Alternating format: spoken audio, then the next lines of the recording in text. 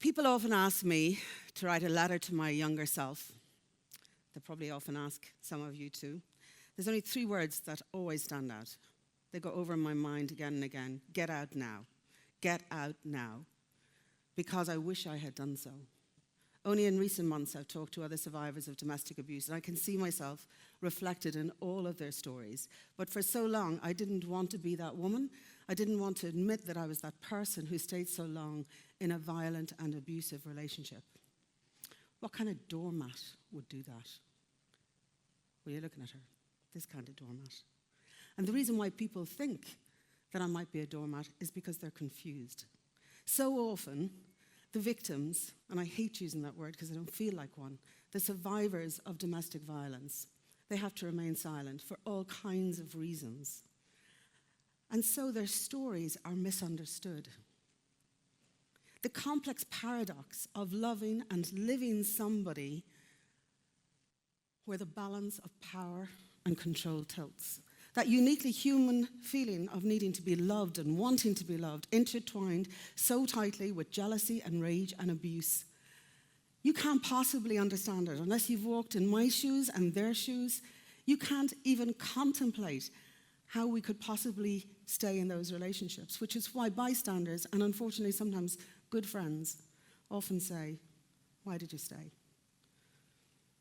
Well, as somebody who's been a survivor of domestic violence for so many years, I know more now than I did then as to why I stayed. And I've begun to test that question and the way it makes me feel.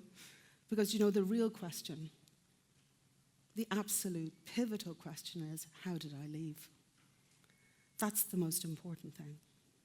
And I have to tell you now, I'm going to knock on the head a couple of things. One, the domestic violent relationship I had was a man to me, a woman. And I'm acknowledging right now that that happens in so many different relationships, man to man, woman to woman, woman to man.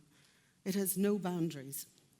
And when I use the word domestic abuse, it's because that's what I have learned to use. Other people use intimate partner violence. I also stand in front of you, and since I spoke a few months ago, people said, "Now, Norah, you're not a typical domestic abuse survivor, are you?" Well, it turns out I am, actually. There's nothing special about me. Because back then, in my 20s, I was away from home, I was away from friends, I was away from family. It was my first real relationship, and I was a nurse. I was just coming out of nursing. So inside me, I'm hardwired to be empathetic, to want to help people. It turns out all of those things, by the way, are typical. When I started to talk first about my experience of domestic violence, it was all hazy. I could remember the first time, the shock, the numbness, the denial. I could remember a very violent episode when I knew that if I stayed, that I probably wouldn't survive. And I remember the last slap. I remember the final jolt that set me over the edge and made me realize that I couldn't possibly stay in that relationship. But the middle bit, it's all a bit of a blur of bruises and humiliation and tears, melted together over 9 years, buried so deep, I had convinced myself it had happened to another woman in another world, very, very far away from me. But since I've started to talk about it, I'm a scientist at heart. I will always delve into the science and the evidence. I want to know why I stayed, and I want to know how I left. So I started talking to other women, primarily other women who were also survivors of domestic abuse. I delved into the internet. I read everything I could. I watched another amazing TED talk from a woman who also suffered domestic abuse. And I found various similarities. I have today put them into 4 phases. Somebody will find nicer ways of doing this. But these 4 phases are really important to me because I began to understand how I stayed and how I left. I share most of these phases with other survivors, sometimes all, sometimes just some parts of them.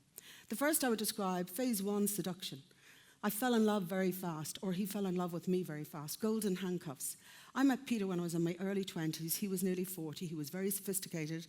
As I say, I was fresh from nursing. We met in a wine bar. He was splashing champagne in my glass. I'd never even seen champagne before in my life.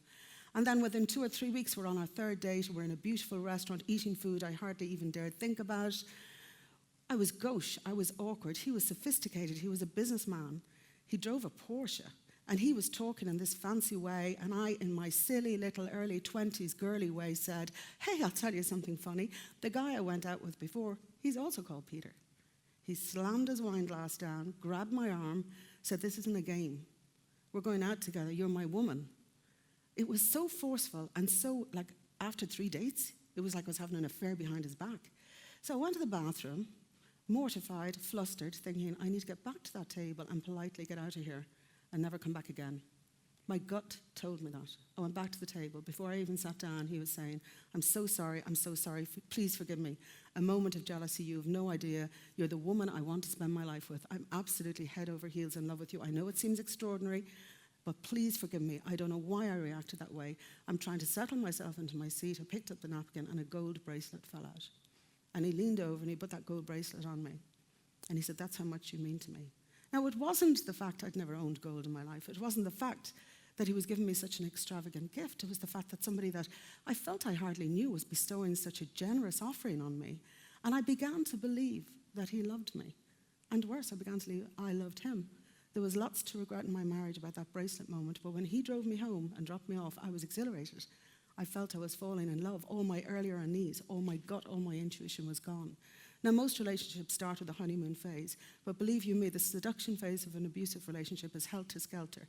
We were going to beautiful places, I was trying new experiences, I was on a steep learning curve, I was dressing differently, I was wearing fancy earrings, I was being told what to say, how to talk.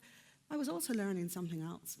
I was learning that a sunny day could turn very dark if Peter's mood switched. I was beginning to change my own behavior. Things that were unacceptable, I was making them acceptable, and I was making excuses. And I was slipping into the second phase, delusion. There are lots of people who never come out of delusion. It is the most dangerous phase. For some people, it only lasts a few weeks before they wake up and realize what they're in. For me, it lasted years and years and years. I'll tell you how I knew I was in delusion when I looked back. We were about to, still not married, we were about to go on the trip of a lifetime. He'd been telling me forever that he was going to take me to exotic places that I'd never even heard of. I came from Ireland, I nursed in Scotland, I was now in London. We had a beautiful meal, the bags were packed. As usual, he had my passport, he had all the bookings, he had all the visas, he had all the hotels. Beautiful meal, driving home, we're pulling into the driveway, and I said something. I still don't know what I said. He slammed his hand on the steering wheel, and he put the brakes on. Jumped out his side of the car, and I came out my side, thinking he was going to give me a hug and say, wasn't that a bit awkward on the eve of our beautiful holiday? Instead of that, he took my head and he slammed it across the top of the car. I actually couldn't believe it. He just casually locked the door of the car with the key fob, opened the door of the house and walked in. Just casually like that. I followed him in and sat on the sofa, and my mind was full of confusion. I couldn't actually believe that the person who loved me had just done that to me. I sat there all night, staring into space, thinking, what happened? What did I say that made him do that? What did I do to make him slam my head against the side of the car? And to my shame, I was also trying to figure out what makeup I might use to hide the bruises that were now showing up on the side of my face and my ear that was swollen. Next day, like a robot, got into the car, drove to Heathrow. A few hours into the flight, he leaned over, tears in his eyes, touched the side of my face, which was quite swollen and coloured. And he said, I'm so sorry, I can't believe I did that. My goodness, I was so stressed about the holiday. And you said something, and I just knew it was going to take a while, actually, for you to understand that I'm the kind of person that if you say the wrong thing, I'll react badly. And I'm beginning to slip further and further into that phase of delusion where it's not him, it's me. I'm the one that's failing at this relationship. I'm not in an abusive relationship. I'm just somebody who's not working hard enough to help the man I love be the best he can be. It's like an addiction. Other survivors tell me the same thing. When you're in that phase, you crave the tenderness that was there in the seduction phase. You work hard for it. You feel you have to earn it. You're in this constant cycle, which could be hours, days, or weeks, and it starts with tenderness, lovely moments. I love you. You're the woman I want to spend my life with. Tension, a clenched fist, a slammed door, a muttered rebuke under his breath. And then the threat. And then the apology. Then back to the tenderness. I lived in that cycle for so long. I needed to get into phase 3. Phase 3 I call reawakening. I'm sure there is a posher and fancier word for it. But it's that time when I feel, over those years, I began to resurface again. I began to understand that actually it wasn't that I loved him, I was just afraid of him. So one day we're at lunch with friends, and he got into an argument with somebody and decided to leave. I didn't want to leave. I was having some fun. So I said, I'm going to stay on. I knew he was annoyed. He drove off very fast. Later on that evening, summer's evening, I arrived at the house. I didn't have keys. I started to knock on the door. I couldn't rouse him. I was ringing the doorbell. I was knocking the window. I was calling him on the phone. That probably went on for about 30 minutes. And I will admit that my knocking was getting louder and louder all the time. When he eventually opened the door, he was in a pure rage. He pulled me in by my hair. He shoved me on the ground. He rained blows on me. He kicked me. He punched me. I remember being on the ground, winded, with blood in my eyes, looking up, and he was going for a knife in the kitchen. And I don't know how I did it, but I jumped up. I got myself into the sitting room. I slammed the sofa against the door, no locks. And he was screaming, telling me I had made him punch him, that it was my fault that he had done that. Later, when he calmed, I fell asleep and I woke up in the early hours of the morning. He was standing over me with that knife and I thought I was going to be dead. I jumped up and he actually pushed me down and he went down on his knees and cried and cried and cried and said, I'll never do that again. Oh my God, I can't believe I did. Look at your face. It ended up with 3 broken ribs. I have a broken bone in my cheekbone, so I never smile properly. When the cameras say smile, this side doesn't go up. At my happiest moments, I remember that moment when he punched me in the face. And it wasn't even that moment when I reawakened. There was remorse and presence and gifts. And then about 5 days later, I was going back to the hospital and I was struggling to get into the car because of my ribs. And he lost it. He started slamming the steering wheel and saying, you're some drama queen. Are you going to make me pay for this for the rest of my life? One moment, one mistake. Now remember, I am years in this relationship with many moments and many mistakes. And I looked at him and I thought, I can't stay here. I can't stay in this relationship. It's no longer a bargaining act between, sure, I love him and he's great and he's wonderful, and if we have these small little moments in our marriage, it's not perfect.